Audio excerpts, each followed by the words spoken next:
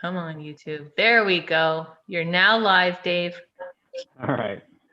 All right. Well, welcome everyone. And when Gord shows up, we'll pass the reins back to him. But for right now, we'll get started. I guess first step is approval of agenda. Everybody got a copy of that, I assume, in the email? Nobody has any objections?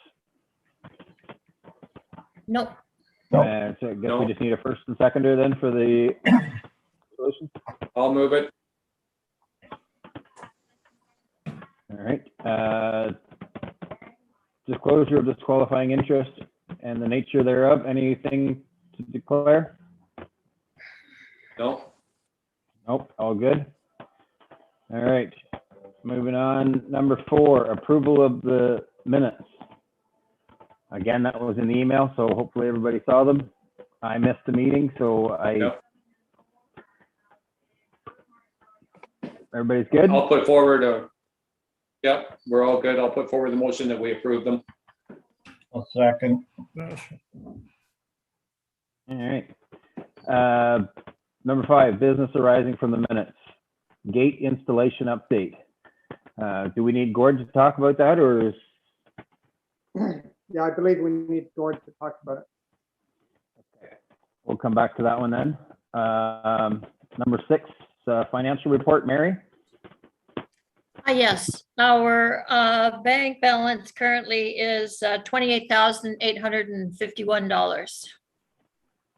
And that's pretty current because I got today I got the July bank statement. So, and the only check has been hydro, so that's current, 28,851.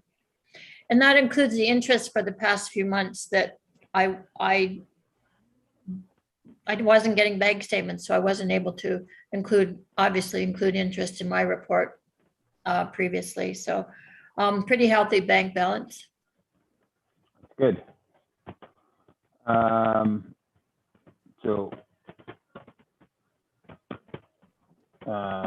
Do we have to motion on that one? Nope, that's just received as information. You're good to go. Okay, that's good. Okay. Events and booking update. Monica sent me a text here. She wants to know what we're doing about the bathrooms upstairs. There's a Buck and Doe New Year's Eve. We need to do something. We can probably assemble something. First thing we have to do is get rid of that garbage. And I'm hoping this week we can maybe get that to happen if I get my trailer emptied. There's a birthday party for 30 upstairs on Friday night, and Joseph knows about that. Celebration of Life, October 23rd, also upstairs. Her next question is, what about the garbage bins? Are we going to end up with everybody's garbage from the mailbox people? Those great big black bins. Any thoughts? You mean like new black bin? Yeah. Come November, they're, are you going to drag them into the hall, or are you going to leave them outside? The idea was, I think we abandoned a few years ago that people just have to take their own garbage, so we shouldn't have any. In a way, we're just going to end up. Yeah, there's always a certain amount of garbage, even from our own events and stuff, that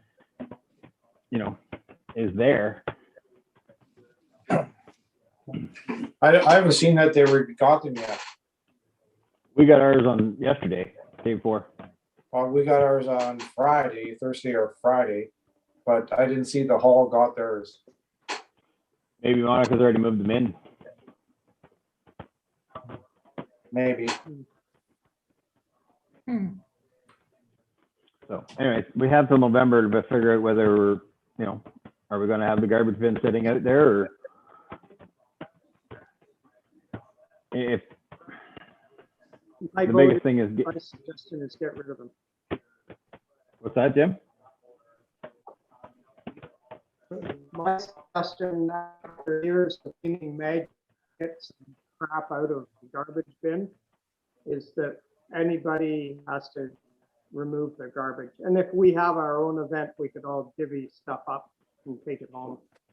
Yeah, or something. I'm wondering. I agree. I think Monica deals with a lot of the garbage now, doesn't she? if there's an event, she gets rid of it, or she gets the people to get rid of it. But if there's Yes. anything else, she just, like, if she's done some cleaning or whatever, she just takes it home with her. Yes. Yeah, I agree with Jim. Leave it like that. Because if we have those bins outside, just asking Yeah, for, like if the bin's sitting at the door, the recycling, everybody's gonna throw their garbage mail and everything else in it. yeah, just asking for a mess.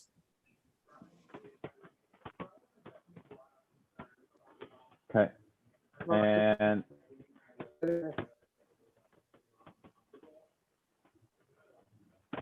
the other one was Monica cleaned up some weeds, left them in a pile. Can someone pick them up, or maybe the township would?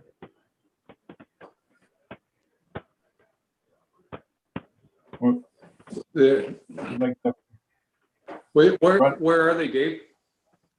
She just says I cleaned up some weeds and left them in a pile. Yeah, I can do that. I'll, okay, or I'll go around and have a look, so. Okay. That's the end of Monica's stuff that she was.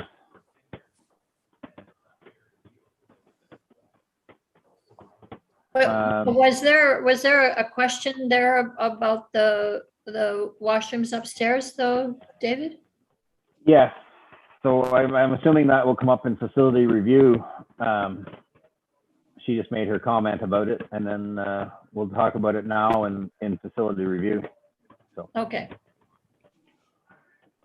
I haven't been to the hall for several months. Has anybody seen anything going on that needs to be looked at?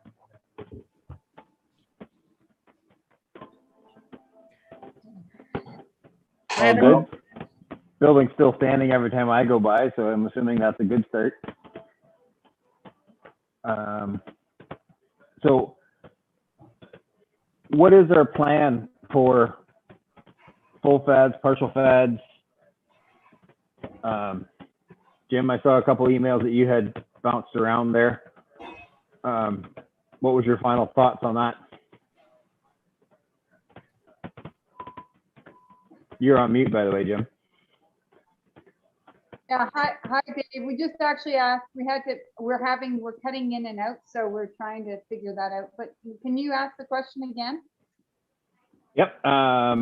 What have we decided about full fads? I saw Jim had an email going around there, and I was just curious if anybody had a great decision of what was happening. No great gains. I think we need the communication with Terry back. I don't know if anybody else found it a bit confusing in terms of some of the stuff. Like, we need accessible washrooms on both levels, it seems. And I think one maybe could be universal, whether a universal, and the modified fads will, instead of universal ones, we can get away with having it on one floor, whether that's a middle floor between the two other floors. It's definitely not straightforward.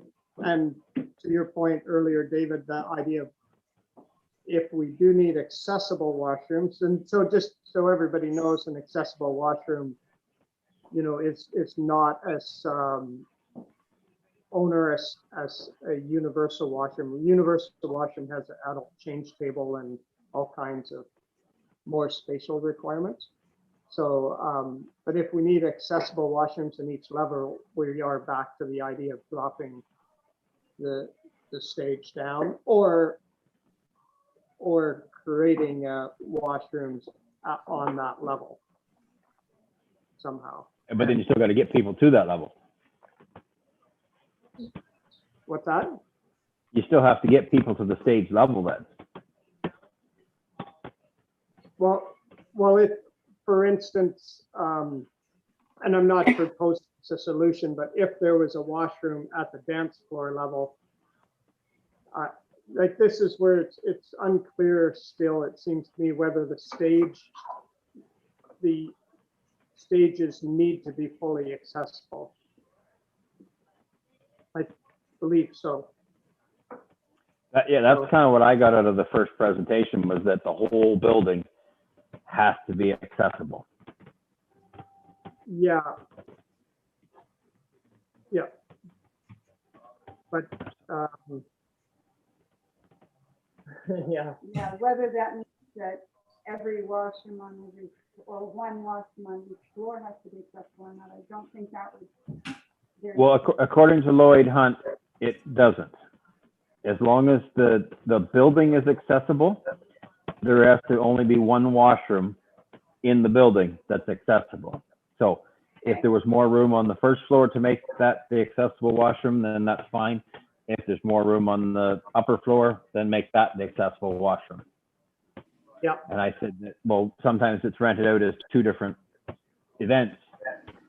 And he said that, how often is that? And, you know, is it something that's really worth the aggravation to do 2 full accessible washrooms? right. So Would you be able to I, Oh, sorry. I was just wondering, David, if you'd be able to solve that if the one accessible washroom was at the entrance. Because then you can Yeah. have 2 events.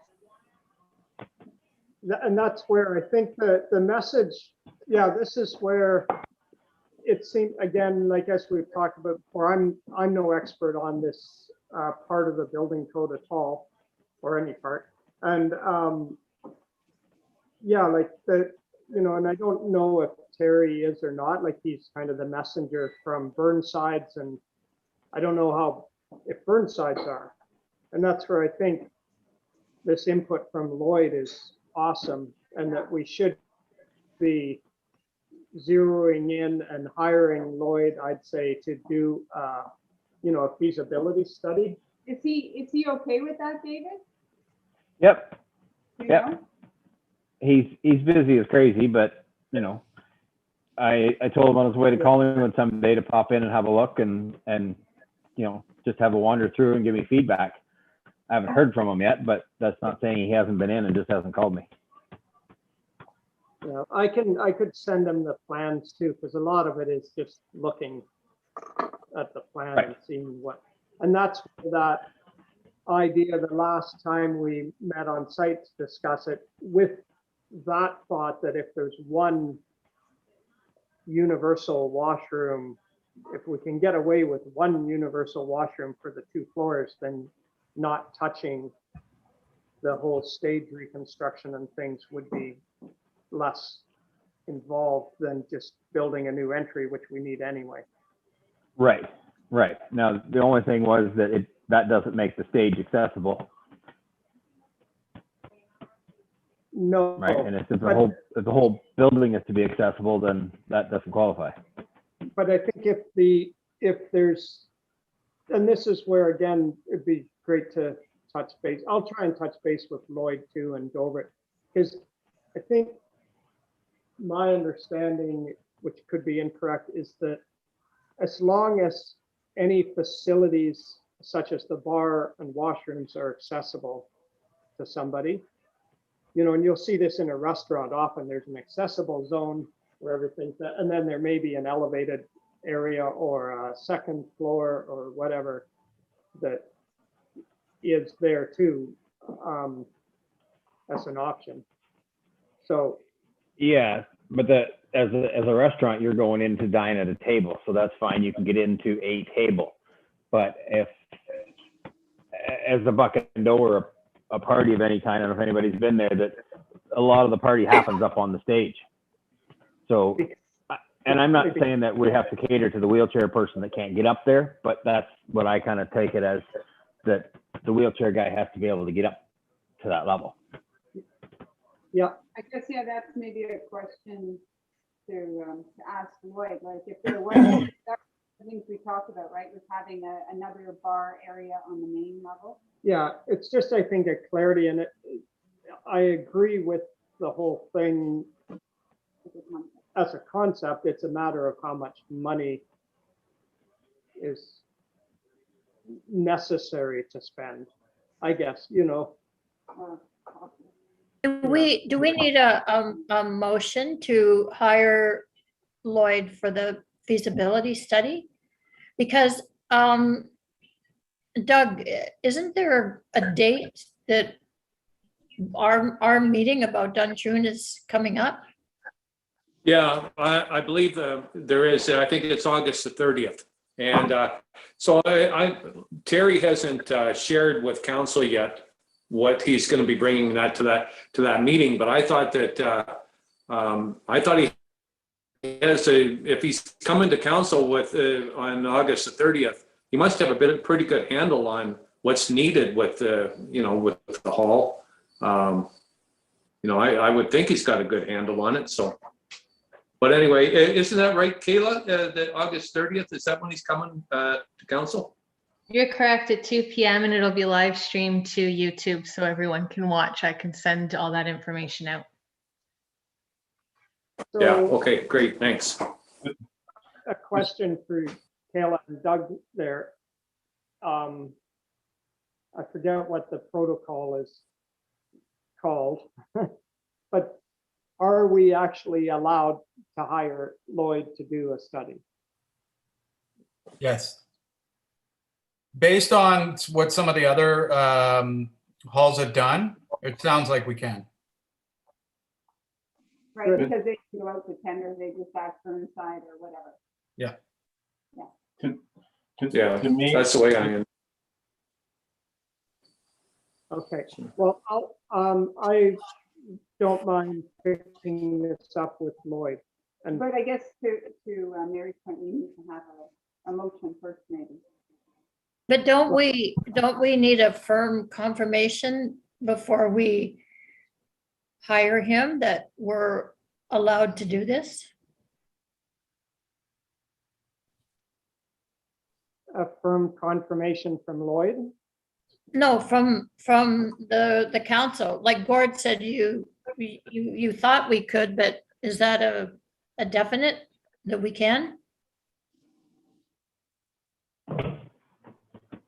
My understanding is, Kayla, you can confirm this based on what some of the other halls have done. They've done their own studies, and I don't think it has to be with one specific company or another.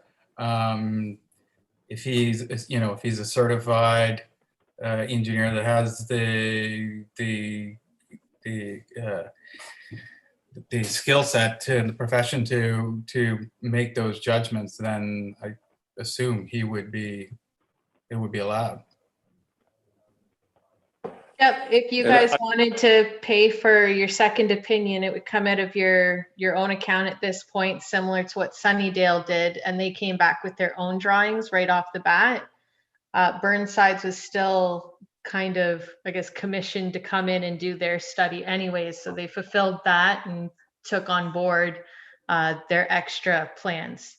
But they had done it within Burnside as well, so it kind of benefited them as well. But if you guys are comfortable going ahead with an outside engineer, that's a board decision. You would have to pass a motion, like Mary says. For clarity, it'd be an architect. Yes, sorry. I'd like to make the motion that I contact Lloyd to obtain an expression of interest and an idea of the cost for him to do kind of a feasibility assessment for the minimum necessary to move forward. I'll second that motion, and just for the record, it's Lloyd Hunt. Lloyd Hunt, architect Lloyd Hunt, correct. Thanks, David. Yeah, good.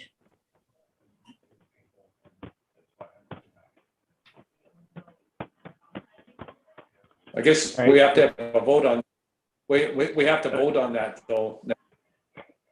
Yeah. I'm in favor. Any objections? Yeah. Okay, everybody's for it? Everybody's all Yeah. waving, that's good. All right. You're good to go, Jim? Dave, are you still on AODA stuff here? Because I've got a couple of things I just want to say regarding Absolutely, the. go ahead. Okay. So, yeah, I think it's a good idea about the, you get this, you talk to Lloyd Hunt and everything, but I think find out from Terry before you start spending any money, because the council has basically agreed to research further the other halls, and maybe Kayla, you can help me out here on the actual wording, but so we've already dealt with Sunnydale, Brentwood, Evening, and Nottawa Hall. And essentially, we're going forward to find out, like the costs and everything, even though Burnside's had sort of already given us a bit of a cost. I think now we're going a little bit further on that. So I would think that that'll be the way it'll be with Duntroon and maybe even Dunedin. But basically, I don't know how many of you actually tuned in to any of the other meetings that when Terry gave his presentation to council. I doubt if any of you did, because you probably all have a life. Anyway, so essentially, oh, did you watch them all? Really, Gord? Yeah. Anyway, so essentially, it's what Terry is doing is he's broken it down into groups of 2. So there's 3 meetings of groups of 2. So his first meeting that he presented to council was for the Evening Hall and the Brentwood Hall, and that was August the 5th. And the second meeting was August the 9th, and that was for Nottawa Hall and Sunnydale Hall. And as council, from my perspective anyway, we've been sort of monitoring from the cheap seats, and as I think I've said before, nose in and fingers out and such. So basically, it's Terry that's been doing everything. And so anyway, so Terry's brought those reports to council. Like I say, they were in groups of 2. On August 30th will be Dunedin and Duntroon halls. So going back to the August 5th meeting, the first meeting was August 5th. Terry made his first presentation, and that was for the Evening Hall. And immediately after he made that presentation, and you have to realize we still have 5 more presentations to go, but immediately after he made the presentation for the Evening Hall, Deputy Mayor Burton and Councillor Patterson put forward a motion, and the motion basically stated that be it resolved that Clearview Township fund modifications to all the halls. So, I know that in Gord's letter there, to Terry, he said that the Duntroon Hall are happy fundraising, and your target is that you're going to try and do is $100,000, between now and 2025. So when this motion was put forward that Clearview Township fund modifications to all the halls, I thought, well, what does that mean? So I asked questions, and I never really got answers back that I really felt, gave me a good idea of what the actual motion meant. So for instance, are we saying that the hall boards now do not have to fundraise? Because the motion says that we are going to, the township will fund modifications to all the halls. So are we now taking the obligation away from you to fundraise? I don't know. What modifications are we talking about? Just AODA modifications? What about fire and kitchen? I don't know. What dollar limits are we talking about? So basically, in the previous meetings, we talked about the township, funding 75% and asking the halls boards to fundraise 25%. Are we still talking that range? I don't know. Nobody's been able to tell me. Are we committing the township to keeping all the halls open? It says that we're going to fund modifications to all the halls. So are we going to keep them all open now? I don't know. And you should know also that the Nottawa Hall have refused to do any fundraising. Yet, at the meeting that Terry had in that presentation, the council, as one of the options, committed to looking at demolishing and rebuilding the Nottawa Hall, giving them a whole brand new hall, even though, to my mind, the community hasn't really supported the hall and they're refusing to do any fundraising. And now we're looking at, building them a whole brand new hall as one of the options. Personally, I don't support that, and I don't know how many of council would, but that's one of the options we're looking at. So basically, there's so many unanswered questions. So, and the motion was made after only hearing one of Terry's 6 presentations. So I put forward a motion that we defer it until after hearing all the information from all 6 of Terry's presentations. And my motion asking for a deferral was defeated. And I just didn't feel that I had the information necessary after only hearing one presentation. So the motion then that the Township of Clearview fund modifications to all the halls went ahead, and it passed 5-3. So anyway, that's where it stands. I'm not, I have to support it now because council voted on it and approved it. I don't really know where it leads us. As far as your fundraising goes, and Gord, you mentioned in your letter there that you're going to try and fundraise $100,000 between now and 2025. I think that, if you had asked me what that motion means, I suppose it means we've got your back. So if you can't actually fundraise that, if something happens and you can't actually fundraise it, the township has your back on it, and and we're not going to sort of hold you to it. The township will step in. I guess that's one way of looking at it. So anyway, I just wanted to bring that to your attention because I did vote against the motion only because there were so many unanswered questions, and also too, the motion was put out there after only hearing one of Terry's 6 presentations, and I thought, come on, let's just hear all 6 presentations before we vote on this motion. But anyway, I was in the minority and the motion passed. And so there you go. So anyway, Terry will be coming to us on August the 30th. And, I think, he'll want to, probably I would think that council will approve moving forward with the Duntroon Hall. And I think that whatever Lloyd Hunt comes up with, I think that will be part of it that council will approve. I think basically we're trying to get costs. We're trying to go deeper into the costs here now is I guess what I'm trying to say. So if you're going to meet with Lloyd Hunt before then, that would be helpful probably. So anyway. I don't know if I've explained that very well, but I just wanted to let you know what went on at council. So. Okay. Thank you. That's great. At least we know we've got some financial support from township we're doing. So, yeah. I guess that's the end of facility review. I guess we'll go back to arising from the minutes. It was the gate installation. Gord, do you have anything to add to what's going on the gate installation update? Yeah, I met with Jerry. Doug was there as well.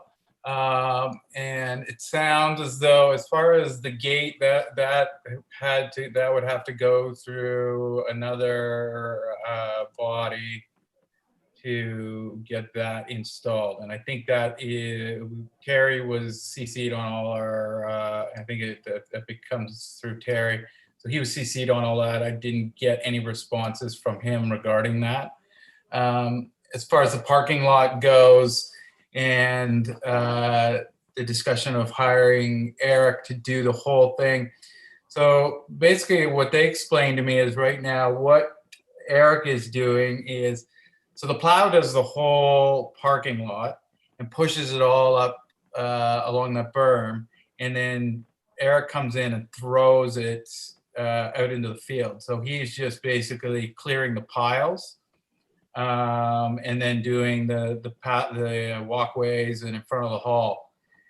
There was great doubt, but I mean, we'd have to check with him, but there was a lot of doubt that Eric would take on the whole parking lot. That was their feeling on that. And also there would be they said they'd have to do a cost analysis on that and what that would be. But the vibe I got from them, just knowing that their dealings with Eric, is that he's kind of maxed and that would be something out of his realm. Yeah, my understanding from him a while ago was that he wasn't looking to take on anything more. No. He'd be happy to get rid of a few rather than take on any more. So I know, was it last year, the year before, that Mary and a few other people along 91 there that were looking for somebody else. He was quite concerned how he was going to have time to put them in because they're at the first of his route, and he still has to get to the end of his route by the time he usually does for the people going to work. So adding extra into his loop doesn't really work in the schedule.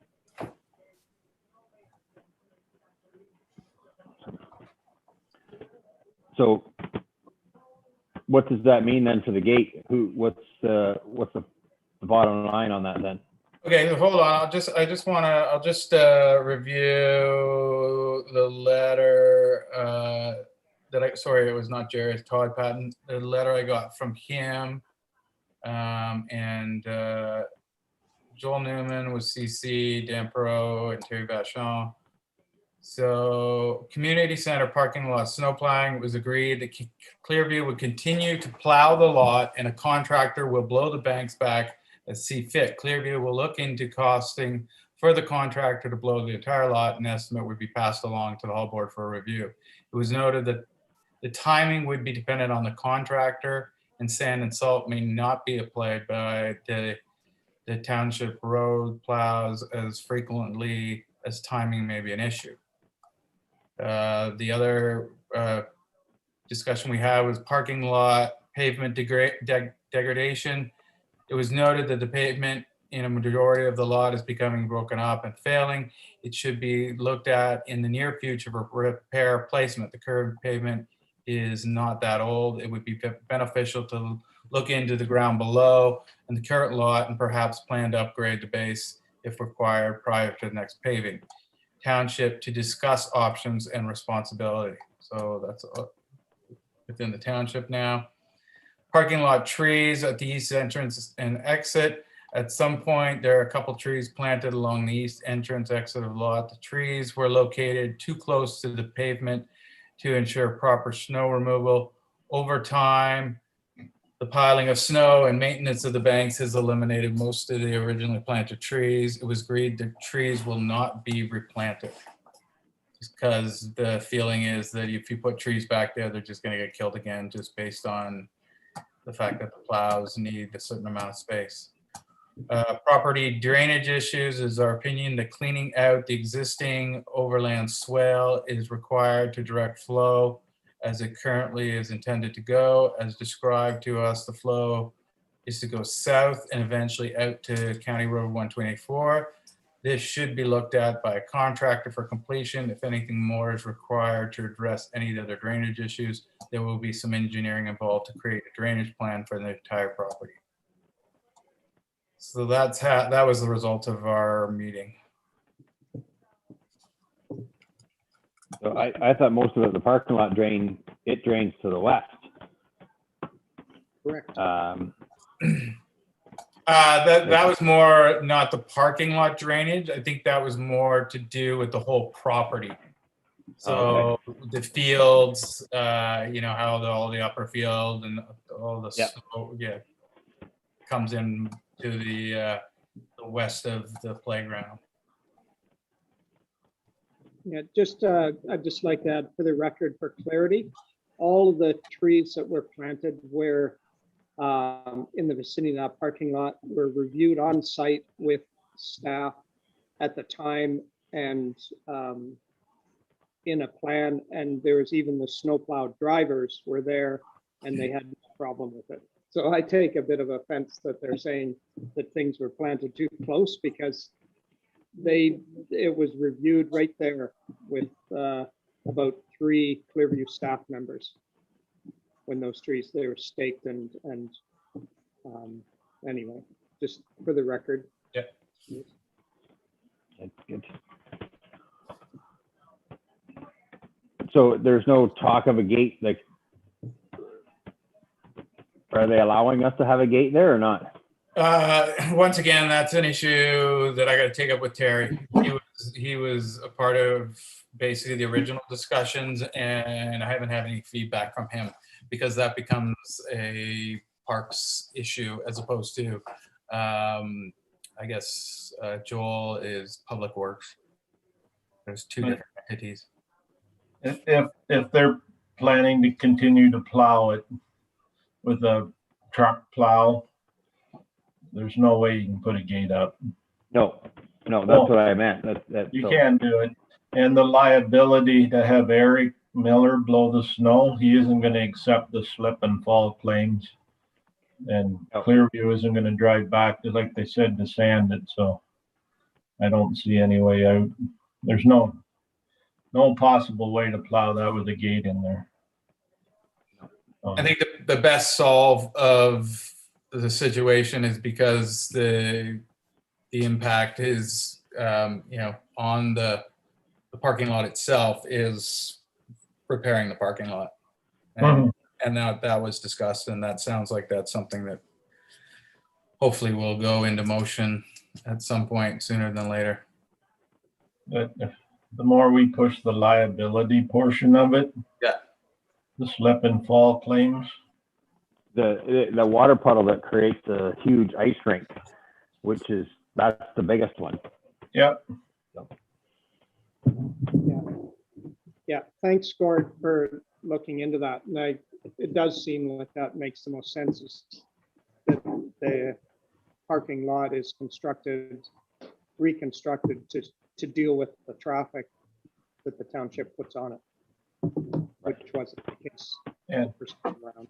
Yeah, and they're aware that, there's other trucks that pull in there and are using it. I don't know if the impact is as much in the winter, obviously, because the frost in the ground, but it's in the spring and fall when you have other vehicles pulling in that, that basically when, the frost has come out, or when, it's extra wet in the fall, that probably having some impact on it too. And they're aware that other trucks are using it, and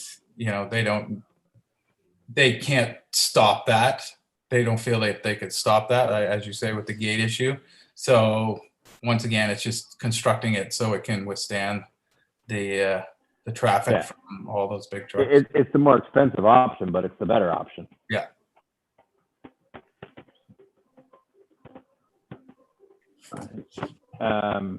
So anything else before we get into new business that we need to discuss? Just if I could for a second, it's back to Jim when he's contacting Lloyd Hunt. I think that the critical answer we need sooner than later is on the stage. If he feels, or that we can leave it as is, then we could go ahead and complete the bathrooms at the level they're on, so we can make the hall usable again for the buck and does, and we're not just throwing money away. Either that, or we do a temporary fix and get a bathroom open. I know it's throwing money away, but I don't know if we have much choice if we want to open up. Right. That's my opinion only. So. Yeah. Good. Well pointed out there, Mark, and I will definitely bring that up with Lloyd. To me, that's our most critical answer sooner than later. Yeah, absolutely. So, which, as you just mentioned there, Mark, the reopening is the first item on the new business. What is the thoughts on township and on reopenings? Yeah. Well, it sounds like, I have to check Amanda's email again. Kayla, I don't have it handy right now. Do you recall? The email that was out about the in-person meetings is until September, nothing in August. And they're opening slow. I didn't know if there'd been any more development since that email or not.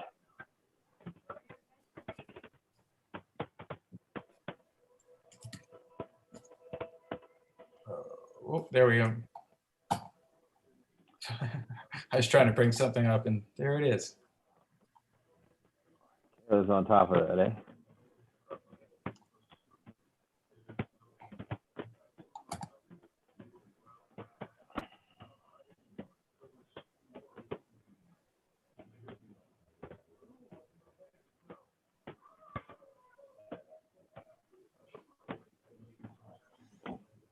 Can you send that as an email to us? Yep.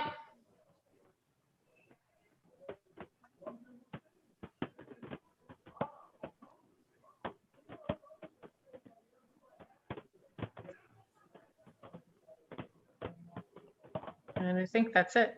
Yeah.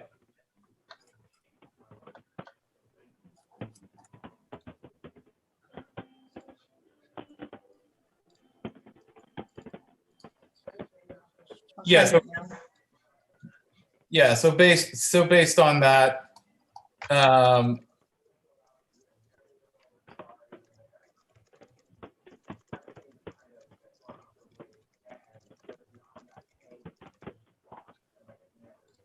yeah, so based on that, I mean, it looks like, you know, following certain guidelines that, you know, reopenings are allowed. The capacity is obviously not stated. Sounds like it's obviously specific, but it doesn't even give like a percentage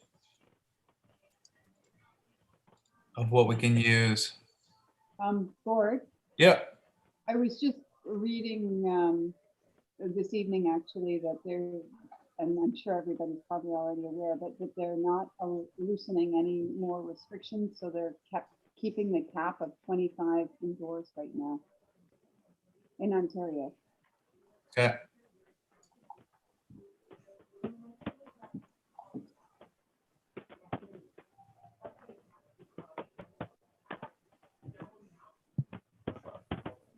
Yeah, so I guess we'll follow that. I mean, yeah, because I think that isn't that based on 80, what is it, 80% full vaccination rate, or before it gets. Yeah, they've actually, I think they're at 81%, but they are putting it on pause just because the, I guess with the Delta variant, they've had such a steep increase in cases. So they're not proceeding with the next stage of reopening at this point. Like, I guess it's on hold until further notice. But if I recall from Amanda's document, the numbers were quite a bit higher than 25. Yeah, it seemed to me there was kind of a bit of conflict in some of the numbers there, because in her document. I'm sorry, I don't have it in front of me. So does that mean our plan for the know-it-all ball would be on hold? Because if we are going to try and go ahead with it October 3rd or whatever it is, we'll have to advertise.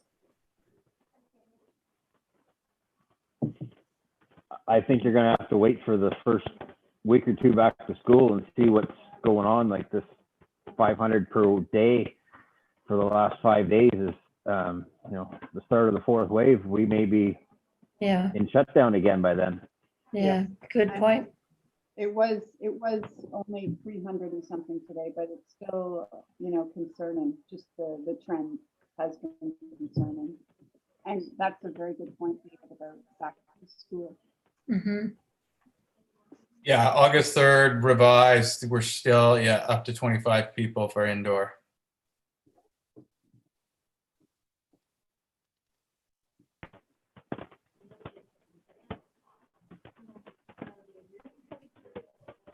Out of interest, is there, do you have the outdoor numbers? there? 100 100, okay. to 100.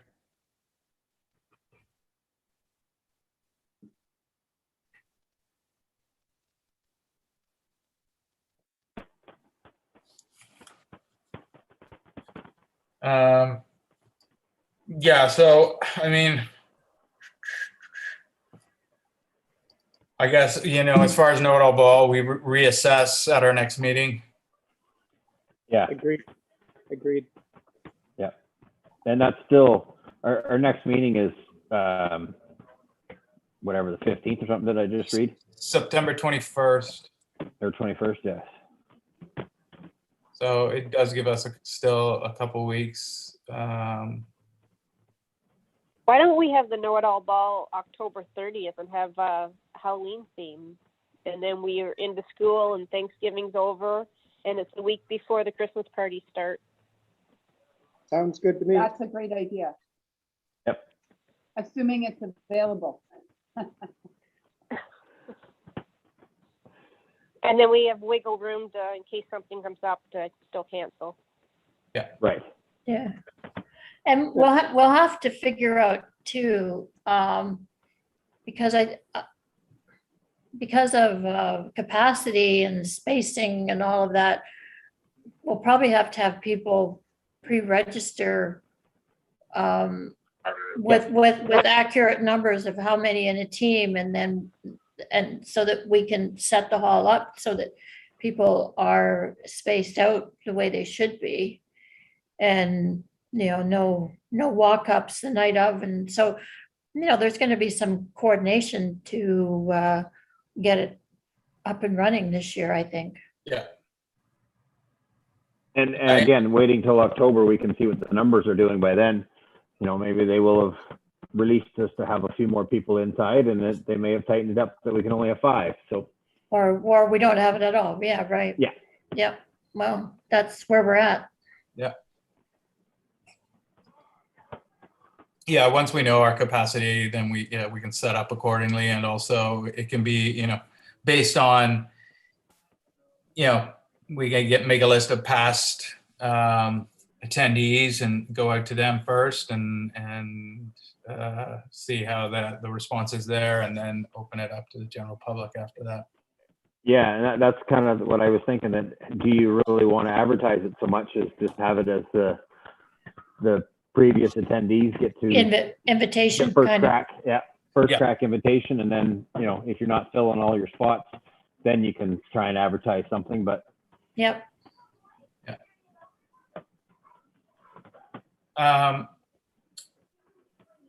Monica, has there been any contact with the ballroom dancers? Or the I haven't heard a word from them. Okay, I sent them your contact stuff. I think they are, they're exploring using the hall again. So they're just wanting to figure out flat rate, whatever flat rate rental would be, and they'd be looking to start in the fall. And I'm assuming they would be within the 25 person capacity. So it's just a matter of what state the hall will be. I think they'd be fine to function with just the dance floor probably, and using the bathrooms downstairs, hopefully, and not needing the stage potentially if it's not ready at that point. But I mean, that's a discussion to have with them. I guess the consideration would be what have they paid in the past, and what would the flat rate rental be this time around? Okay, Mary, you can let me know what they've paid in the past. Yeah, I'll look it up. These last 2 groups I booked, I charged them $180. that's good, because you got to cover the cost of cleaning and all the protocols that are required by everybody else before and after. Yeah. For clarity there, Gord, did Don Ellis call you? Because I passed your contact over to him. No. From the Square Dancers. He called here 2 or 3 days ago, asking about reopening plans and things on behalf of the Square Dancers, and mentioned to me at that time they're hopeful that by after Christmas they may be able to start if the numbers were cooperative. So I don't from his perspective, it wasn't this fall, it was more later. Okay. He- Yeah. he- The email I got would seem like it was fall, but Okay, I think subsequently they had a meeting, so maybe, yeah, they revised their starting plans. yeah, and he noted too, just so that we know that we have some fans out there, public, that some of the Square Dance members have been watching our meetings. Yeah. So no swearing. Or Yeah, and there was an inquiry about renovations as well, and when that would be taking place in 2022, and once again, I said that was quite up in the air. Mhm. Might not even be 2022. The other one is Joseph has inquired about his sort of when his end date. Do we want to set a date for when he needs to be moved out? I would say by the end of October. Yeah, I think that's sort of the sense that I think I communicated before, so I will confirm that. He told me What? today he was going to be out for the end of October. Yeah. Okay. Yeah, I'll confirm that then. We still have a problem with him parking there. I went by yesterday and today, and he has his trailer plus his truck side by side at the front. So that could be looked after. Blocking the mailboxes? Well, there's not really a whole lot of room there anyways, and it's tight. But he has the trailer next to the tree, and then his truck, and he wasn't even supposed to have his truck there, so. But he has two things there now. Okay. Some of the neighbors had mentioned to me about that. So. Yeah, I think it had his trailer had been off-site doing events, and I don't know if that contract shut down, so.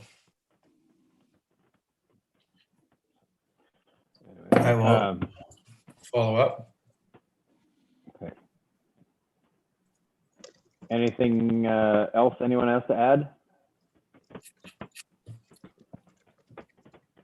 Next meeting is set for September 21st, and hopefully in a month's time, we'll know more of what Mr. COVID's doing to us and find out whether we're opening, closing, or going back into hibernation, I guess. Sorry, I was trying to get off. Gosh. I had one item to add there, which I don't think really impacts anything. There's a group looking to have a public meeting about like the whole Save 91 thing in the park there. They were thinking of the hall as being a backup if the weather was bad, but I think I'll just inform them it's not available if everybody agrees. And it's in sometime in September, a Saturday in later September is what they're hoping, just as a community meeting. Update what they're doing.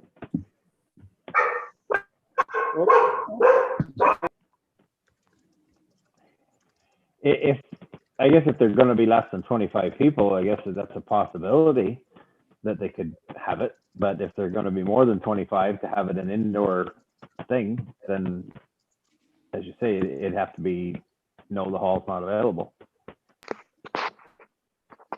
Sorry, I missed some of that because of the barking dog. Sorry. If yeah. they're less than 25 people, then and they needed the space to be inside, then they probably could use the hall, I would think. But you have to see what happens to the numbers by then. Sounds like the kind of event that they have no way of knowing how many people there would show up. No. So Hopefully the weather's good and they'll be on that side. Right. That would be yeah, after it. So. Okay. And another new item, and I was just speaking with architect friend Judah that I've mentioned before. One of the projects he's working on is in that Mervish Village development where Honest Edge used to be as a cultural center there. And I was asking him about it. And there's a program out there, and I wrote the name down, and I'll try and find a link and send it to everybody. The green and something or other thing. So it's for any environmental improvements and cultural things. So he's doing a cultural center there. And this program provides, I think, up to 80% financing, not funding, for improvement. So it sounded interesting, and I'll try and find out more about it. I believe it's a federal program. So I imagine township aware of it, but if not, maybe it may benefit the halls. Sure. I think the problem, the sense I got when we had the one discussion with Doug Measures, is a lot of these programs that they have applied for, the township has been denied. And I think a lot of it comes because they're in good bank standings, that they have a lot of sort of money in the coffers. So a lot of times when they're reviewed for these projects, they don't get them, and I think that probably could be part of the reason, because obviously you have to provide financial statements and such. Right. Okay. Yeah, too bad. Like, I mean, if we could, you could apply individually, but once again, we all fall into the whole of the township when it comes to these things. Right. Sorry that I came late, but I want a little recap, if you don't mind, on the AODA discussions. Just as from what I've taken away from the YouTube presentations, it sounds like all the halls so far are doing a modified FADS. None of them are doing a full FADS. As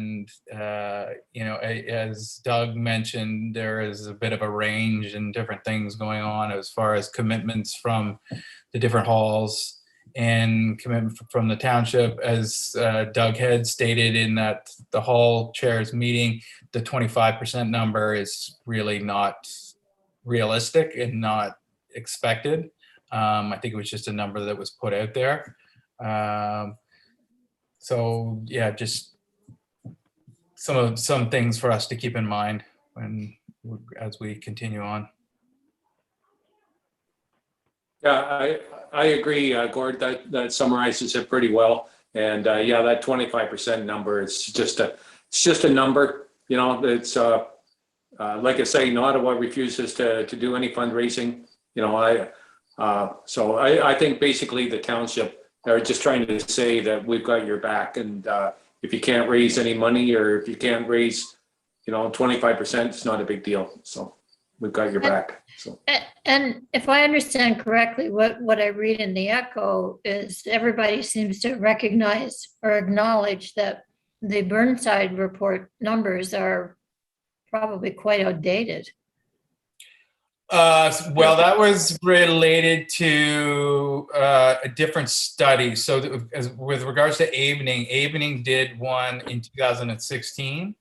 And basically, I think Avening was wanting to use those numbers or that study to support what they're proposing. Yeah. And the thought is that basically what the criteria and a lot of the regulations at those times have changed quite a bit, so that report really doesn't apply, especially on financially anymore. Mm-hmm. So, Gord, when you said that things have changed from what they did in 2016 to what they have in 2021, that's what scares me a little bit with everybody going with modified FADs, is that in 5 or 10 years, are they going to come along and say, yeah, you know what, that's just not enough. We've realized that we shouldn't let you do modified FADs. You have to do full FADs. So then you're back behind the 8 ball going, well, now we really have to lower the the stage, and we've already done this, this, and this. We've put a bathroom in the entry, and, you know, we've got everything all back together, and we think we're doing a good thing. Are they going to come along and say, you need to change more? That's where I'm. Yeah, and that's, I guess that's a question that we can raise. And Is there concern with, Doug, you can raise this, I guess, at our meeting, as we're not present for it, but just with regards to going ahead with modified fads, is there concern that they won't be accredited, and that we'll have to make further changes? Hang on a second. Yeah, the full fad. So isn't that just that's just a Clearview thing? Isn't it like the modified fads isn't that the provincial standard? And the Clearview had indicated that they wanted to do a full fads, but that was just a Clearview standard. And then now we've said no, modified fads is enough. So we're agreeing with the provincial standard, I think, aren't we? Or have I got that wrong? What it is your accessibility, there's a certain building code that the accessibility has to pair up against. But Clearview has gone above and beyond, and Council of, I think just before your time, Councillor McKechnie, adopted fads, which is like the gold standard of accessibility standards and documentation and guidelines. So they're actually well above with fads. There's a section in the fads document that allows for these renovations or modified fads, as the case may be. So the whole fads document is Clearview's accepted, super awesome gold star, way above all the normal guidelines and standards. So when you go to Lloyd, my caution to the board would be perhaps bring him the fads document and try to do that in relation, because that's what Clearview Township's going through. Or ask Terry directly if it has to be to that fads document, which I feel it's going to have to be. And that's where we run into the problems. That's why there's so much money. Does that make sense? Well, my understanding from Terry is that the modified fads would be acceptable, which is it's the lesser version inside the fads document, which relates to, because we're not building a new building, so we don't have to do it to complete fads, because we're renovating old buildings. We can there's a couple things there that you can kind of chop and change. Mhm. I know I feel like the bearer of bad news. But isn't it too that modified fads, as Councillor McKechnie pointed out, isn't it essentially equivalent of the requirements by the Ontario Building Code? I can't speak to that. I don't know the Ontario Building Code. I could ask our building department on that. I feel like there's still a step above, like they still require a little bit more than what the Ontario Building Code sets as the baseline or benchmark. Okay.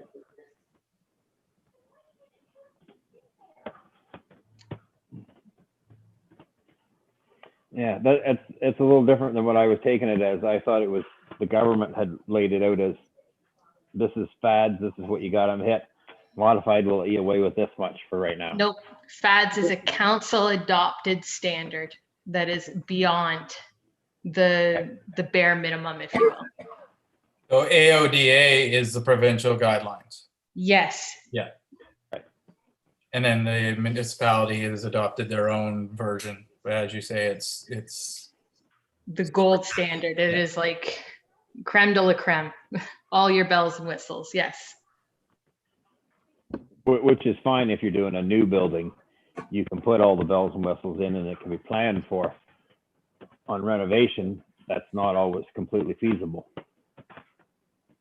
So in that case, then, is it as simple as finding out if the OADA says that the whole building has to be accessible, whether we have to lower the stage or we don't? Because if that's just a township requirement, then we don't have to do it. Which means we can go ahead and put the bathrooms back together as they are. Yeah, I think we should find out from Lloyd what the building needs to come up to meet the code. And then my suggestion is then we present that to council, because it's just a feasibility at this point, and say, okay, here's what we'd like to do. Yeah. And because the whole definition of the bad slight is a little vague, it seems. It's like there's nothing that I saw that is written down as what is acceptable. I think it may be a case-by-case situation. So let's just pitch a case and say, here's what we'd like to do. Is this acceptable? I've referenced it before. To me, the Collingwood Arena, Eddie Bush is a great example where they made all the adjustments at the entrance and the bathroom as you go in. And, you can, someone in a wheelchair can access sort of the end of the rink, but past that, nothing. Like Yeah. it's basically, it gives you an opportunity, but it doesn't give full access. Right. They can probably get a drink, go to the bathroom, see the game, all the things, the primary functions. Yeah. And that's where the bowling alley, probably we just closed it off, right? Because that is one of our primary functions. So that's an easy one, I think. So anyway, I'll follow up and see what we can get to just. Yes, sooner rather than later would be great on that, but I know Lloyd's busy and you're busy, so. Yep, we'll try. Everybody's busy, but yeah, no, I'll try and contact them tomorrow. Okay. So anything? Yeah, sorry, just, I don't know if I missed, was there any update with regards to zoning and some of those issues? I guess that's still until we make an application, really, there's nothing. Right. Yeah, nothing. There's still the township has some homework there potentially to find out even if it's the two properties have been merged.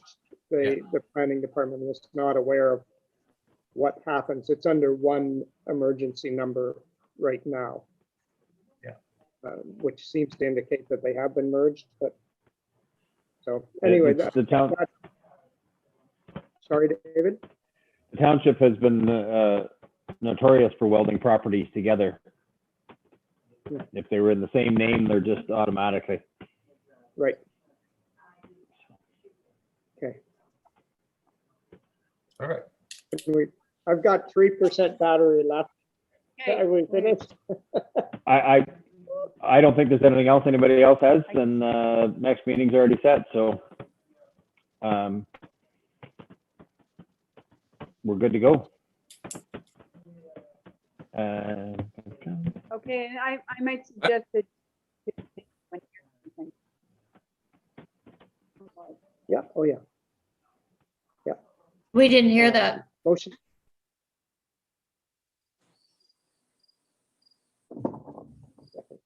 Oh, sorry, Mary, you couldn't hear me. I was just saying that when Jim finds out, if he could email everybody. Yeah, sure. So All right. we're ready for adjournment then? Yep. I'll make that motion. All right, I'll second all in it. favor? Adios. Sayonara.